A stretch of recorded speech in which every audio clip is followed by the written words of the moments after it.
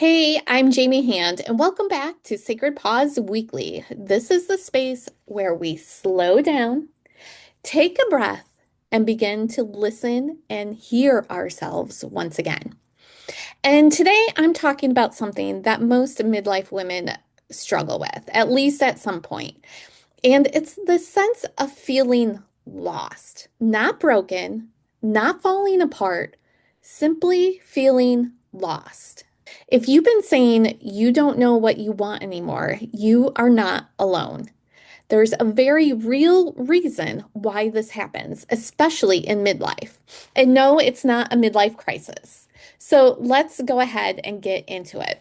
So, if you're like most midlife women, you may have experienced one of these things where you get a half hour by yourself, 30 minutes, and you just don't know what to do.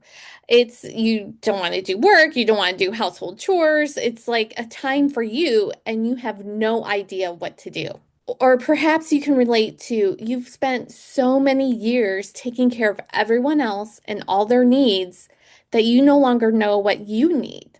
Or maybe it's you've been running on autopilot, just from one thing to the next. Go, go, go, go, go, go, go. And you've forgotten what it is you want out of life. These feelings can be confusing, frustrating, because you feel like you should have it all figured out by now. I mean, you're in midlife. You're not in your 20s or even early 30s anymore. You feel like you should have your life figured out, but you could be feeling more lost than ever. But here is what many women don't know. That sense of feeling lost isn't the problem, but rather that feeling is trying to get your attention. Your soul is actually trying to get your attention to tell you something. So, let me share a small practical moment that kind of illustrates what I'm talking about. So, if you've been following me on social media, you may already know, but every Friday night I make homemade pizzas. It is something I have done for years and years. Like, no matter what we have going on, I am making pizza. Because I've been doing it for so long, I have a whole system in place in how I do it and what type of pizzas I make. I make one pizza with sausage and cheese. I make one dairy-free for my dairy-free kid. And I make one with mushrooms, onions, and pepperoni. And it's the mushroom onion pizza that is the one I usually eat. Well, one Friday, I was making the pizzas like I normally do. And as I was putting pepperoni on the pizza, I realized I don't even really like pepperoni. I have just always put it on because everyone else likes the pepperoni. And yet, here I was for years, I'm talking year after year, making pizza that wasn't even my own favorite preference. And I was doing it because simply everyone else liked it, and it's the way I'd always done it. But that night, I stopped.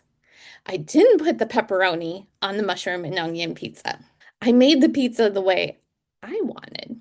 Now, the surprising part wasn't the pizza, but it was the clarity that this moment brought.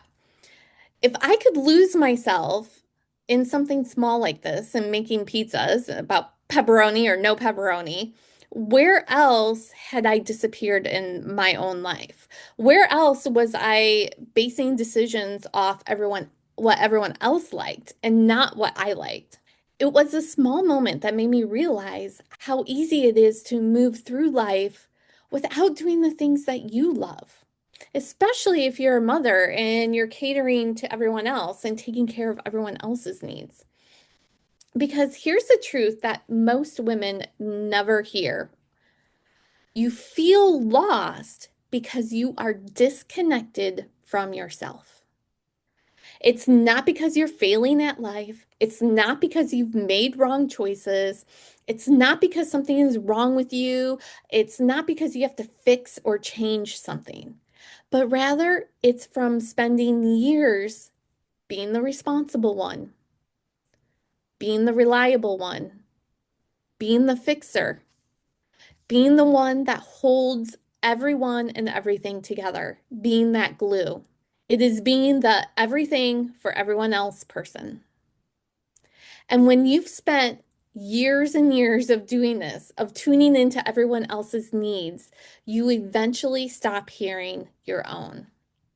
Because feeling lost isn't a crisis, it's actually an awakening. It's your soul saying, hey, you've been gone for a while, but I'm still here. You can still tune in and listen to me. You don't need to reinvent your entire life. You don't need to become this new person in your midlife. You don't need some dramatic transformation or mom makeover. You don't even need to quit everything you're doing or overhaul everything. You simply need to slow down and start listening to yourself again.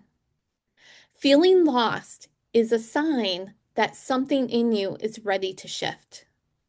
It's a moment where you start to question, what do I really want? What actually feels good for me? What have I been saying yes to simply out of habit? Like me with the pepperoni. I just always did it, so I kept doing it, even though I didn't like the pepperoni. Once you start asking these questions, what do I want? What do I really want? This is the beginning of living a life that eventually fits who you are now. Not who you were 20 years ago, but who you are now. Not even who you were last year or even yesterday, but who are you right now? So here's something you can do today. Ask yourself this question. What is one small area of my life where I have stopped thinking of myself?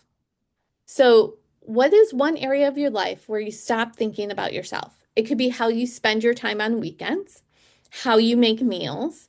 It could be your morning routine, your clothes. It could be how you live your schedule. It could be the friendships you have. But think of one area where maybe you could start to put yourself first a little more. Don't overthink this. Let it be simple. The answer may be just as obvious as pizza toppings. What do you like on your pizza?